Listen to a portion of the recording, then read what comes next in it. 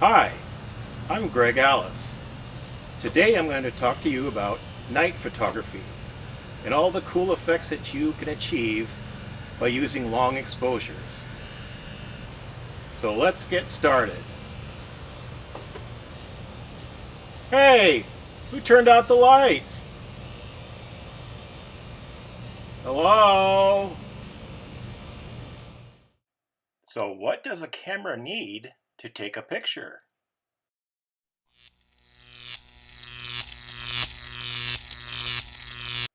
Light, right?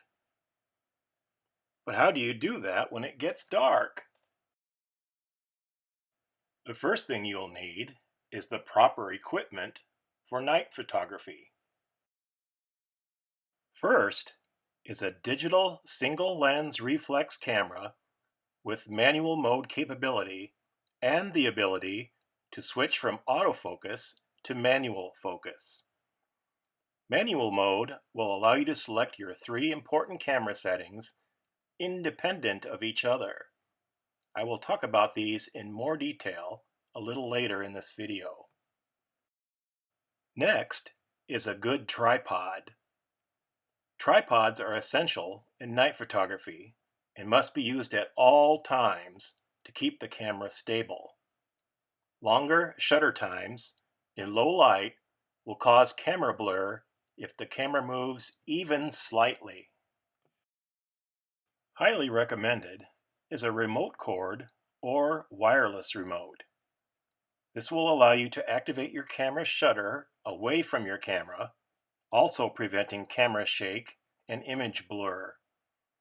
The remote cord plugs into the port on the side of your camera. Now we'll talk about the focusing of your camera's lens in dark conditions. There are several ways to do night sky focusing, and unfortunately, all of them are challenging. I'm going to concentrate on my favorite method and dispense with the others.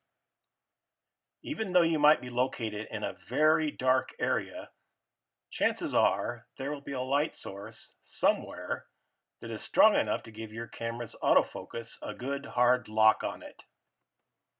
Examples of this might be the moon, a bright planet, distant street or city lights, and buildings.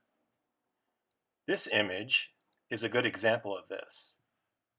I was located near a very dark Stockade Lake in South Dakota to capture the Milky Way. The distant lights of the town of Custer is circled in this image, and that is what I used to get my autofocus lock. After that was done, I flipped the switch to manual focus. That kept the autofocus from drifting and continuously trying to find a good focus in the dark. Sometimes your subject matter is closer and brighter, and in that case, you may remain in autofocus. The three settings components for night sky photography in manual mode that I referred to earlier in this video are exposure length, aperture, and ISO. Let's talk about all three. Exposure length is the amount of time your shutter is open. The longer the time, the more that the light will be let in. Next is aperture. Aperture is the size of the shutter's opening. The more wide open the aperture, the more light that will be let in. Your aperture is decided by the lens you are using on your camera. I own lenses that are f1.8, f2.8, and f3.5, these being the most wide open settings. f1.8 is the most wide open of all and is ideal for very dark skies. ISO is how sensitive your camera's sensor is to light. The higher the number, the lighter the image may become. Once the ISO number starts getting too high, however, graininess, also known as noise, can be introduced. The photographer must blend all three of these settings, that is, exposure, aperture, and ISO, to create the proper image. For the rest of this video, I will display several examples of my work. This image was taken during the Lyrids meteor shower during the early hours of April 22nd of this year. It is a combination of two separate meteor streaks. Something to remember in digital photography is that if the shutter is left open for more than a minute, pixels in the camera's sensor begin to get hot, and images often appear overexposed or blown out. Also to consider is that more than 30 seconds of exposure will cause stars to trail or streak. Some night sky photographers like the long exposure effect and use it to create what is known as star trails. This image is a stack of 192 separate photographs taken during the same Lyrids event and processed in an application called Star Stacks. The previous image is one of these 192. As the Earth rotates, stars move through the sky, causing these arched streaks.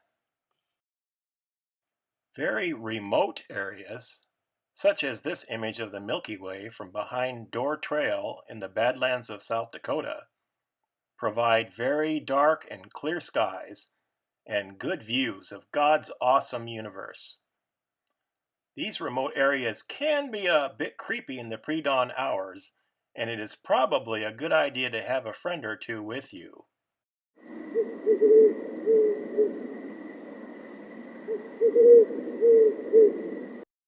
The brighter area at the bottom of the rock pinnacles in this image was created by a process called light painting.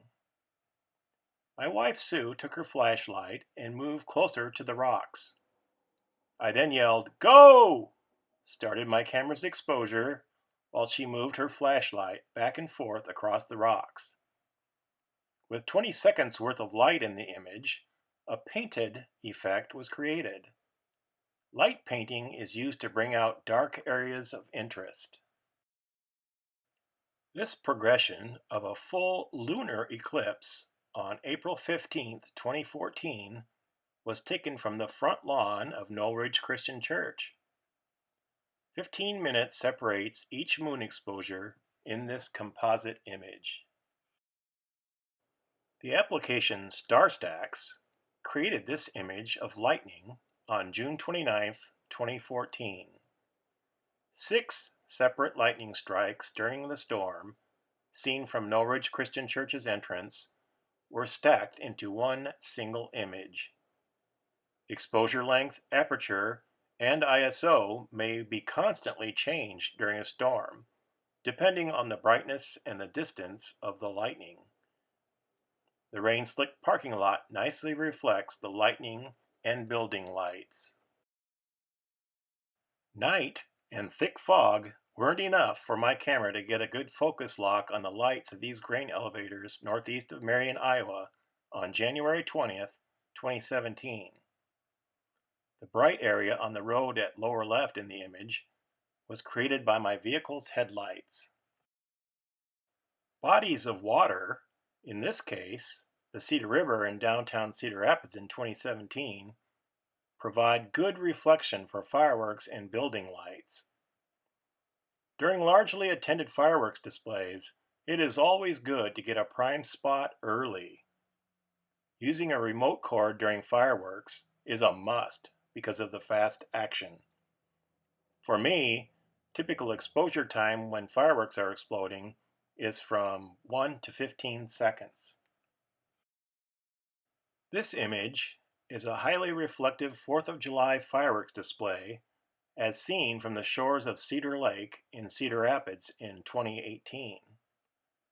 Like stars and lightning, several fireworks bursts can be combined into a single image using Star Stacks.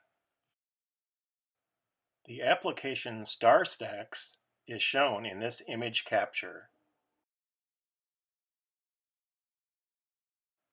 Lighted Halloween decorations make for simple captures. This image is a December 20th, 2017 night capture of external Christmas lights on the Granger House in Marion, Iowa. Fallen snow often provides a beautiful reflective quality to Christmas lights. Unfortunately, in this case, there was no snow to be found. Interior Christmas lights. This is a much more simple process and can be done in the warm confines of your home. As always, I upload all of my photos to my computer and then run them through Adobe Lightroom and Photoshop for post-processing.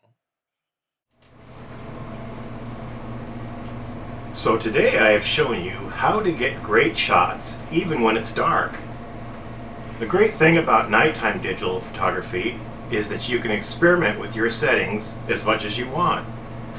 If you don't like what you've captured, delete it. Change your settings and try again. When it comes to night photography, it's practice, practice, practice. Thank you for viewing this video. I hope it was informative and not too overwhelming. And as always, may the good Lord bless you and keep you.